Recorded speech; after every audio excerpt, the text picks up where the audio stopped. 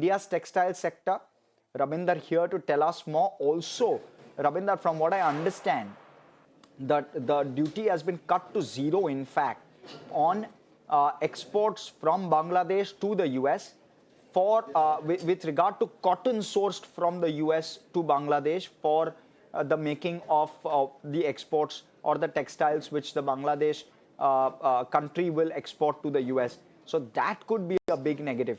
But talk to us about what impact some of these changes may have on Indian textiles.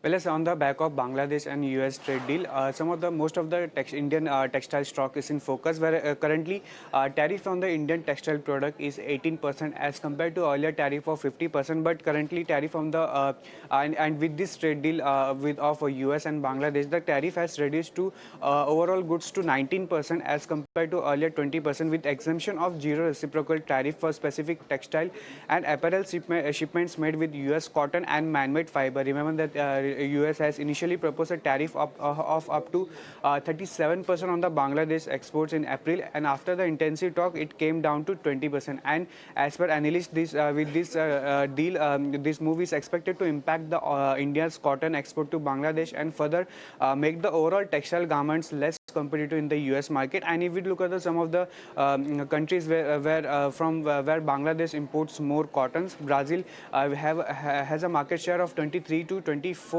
in the cotton imports to Bangladesh, India with 15%, West Africa with 15 to 20%, and US with only 7 to 10%. And India exported cotton yarn worth of rupees $1.6 billion in 2024, and man-made fiber yarn worth nearly $85 million. And India has traditionally been the largest supplier of cotton and yarn to Bangladesh. But why does this is negative for the Indian textile company is that India's majority of the cotton export goes to Bangladesh, which is higher than the USA. After the trade deal provision, India might need to find newer markets to absorb the impact of the drop in Bangladesh cotton exports. And India's textile export is lower to USA as compared to other competitive countries like Bangladesh and Vietnam. And India's apparel and textile export to US already have high single digit of 5 to 6%, which is less than 9 to 10% of Bangladesh. And lastly, if we talk about some textile companies which have a high exposure to the US market, is Gokaldas Exports, where 70% of the revenue comes from the US market, which is followed by Pearl Global with 50%, Welspun India with 61%, Trident 28%, Arvind Limited to approximately 23%, and KPR Mill with 19%. So back of this US and Bangladesh trade deal, Indian textile stock is under pressure.